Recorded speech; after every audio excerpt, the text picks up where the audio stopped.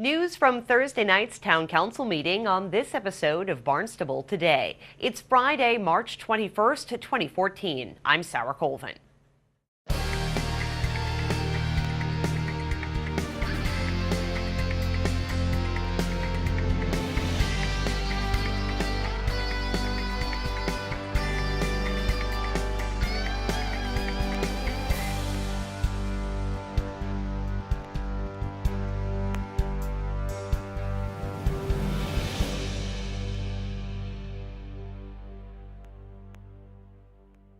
In a meeting that lasted nearly 3.5 hours, Town Council heard from residents regarding the Cape Cod Commission, updates from the Shellfish Committee and Board of Assessors, a presentation from Independence House, the Cape Cod Symphony Orchestra, and the group working to improve beach access during piping plover season.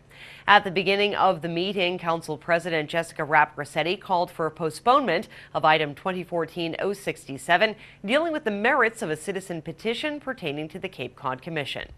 Normally, this is public comment time. However, if you are here to speak on agenda item 2014-067, normally I would hold off taking comment until the item comes up for discussion.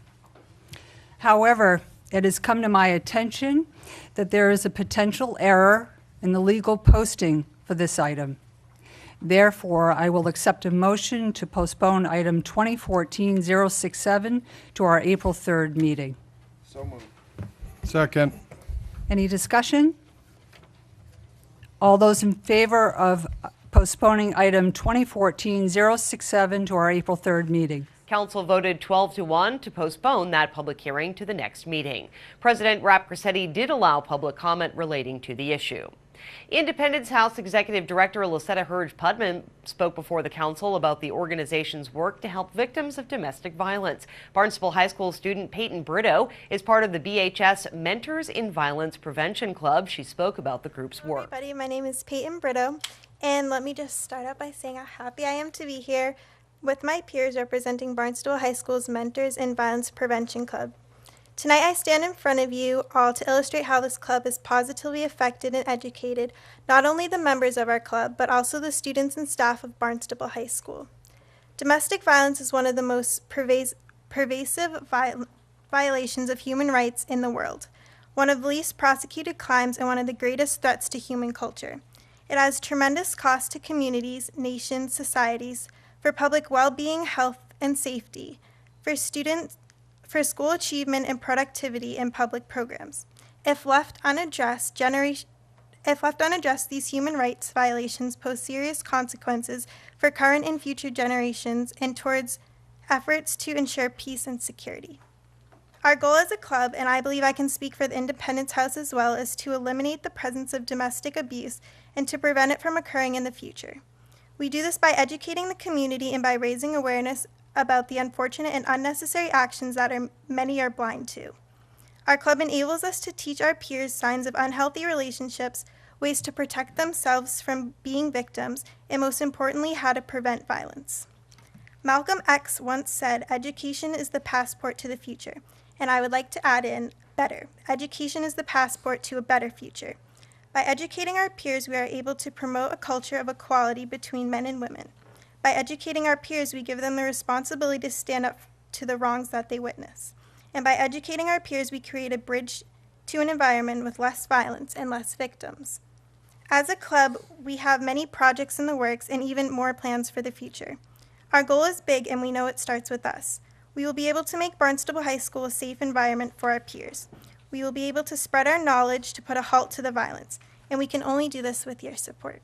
Thank you. The Cape Cod Symphony Orchestra is hoping to construct a new home in Hyannis. Exploratory plans were presented before councilors last night. Economic Development Specialist John O'Brien is working with the group. He talked about the merits of bringing a large-scale performing arts center to Hyannis. Why Hyannis? I don't have to tell you that obviously Hyannis is central and commercially central for the region, and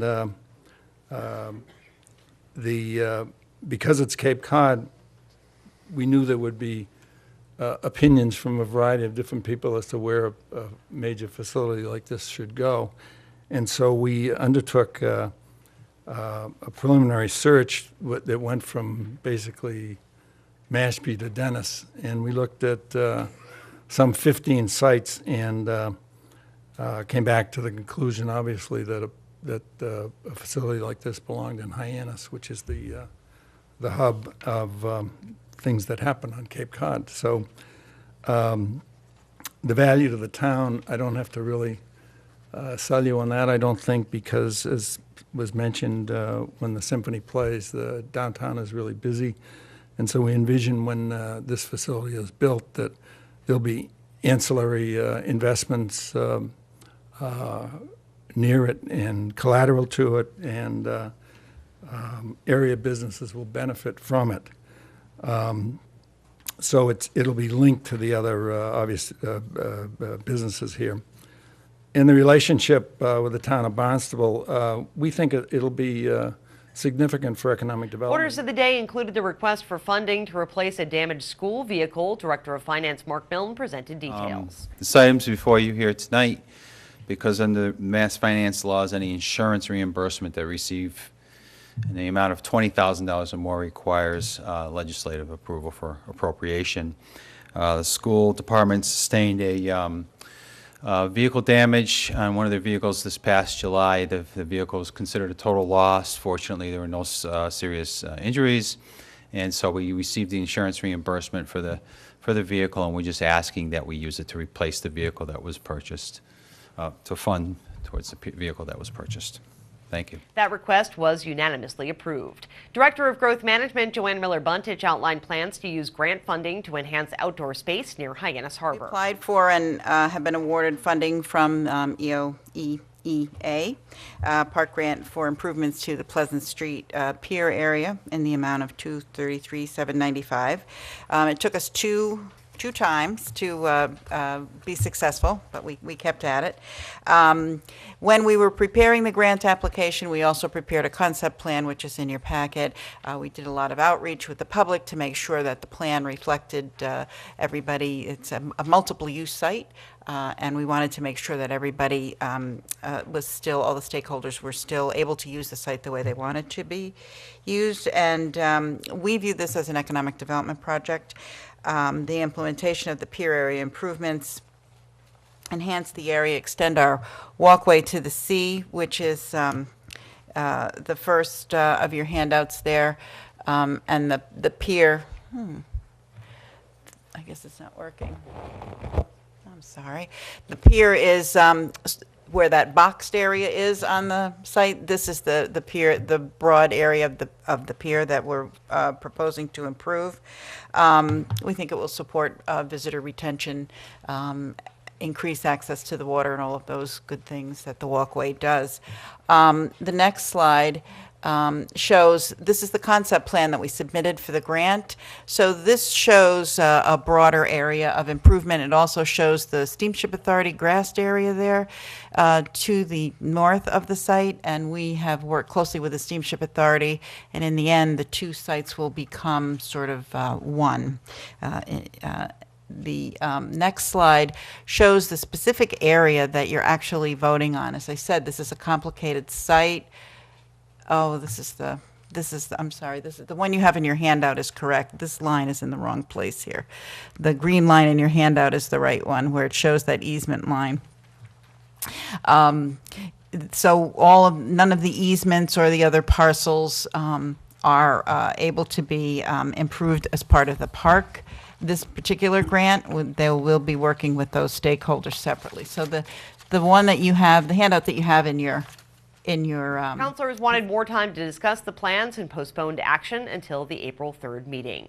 Capital improvement projects for fiscal 15 were read into record. Council will begin hearing presentations and open public hearings on that plan on April 3rd. You can watch the full Town Council meeting online at town.barnstable.ma.us. Click on Video on Demand. With Barnstable Today, I'm Sarah Colvin.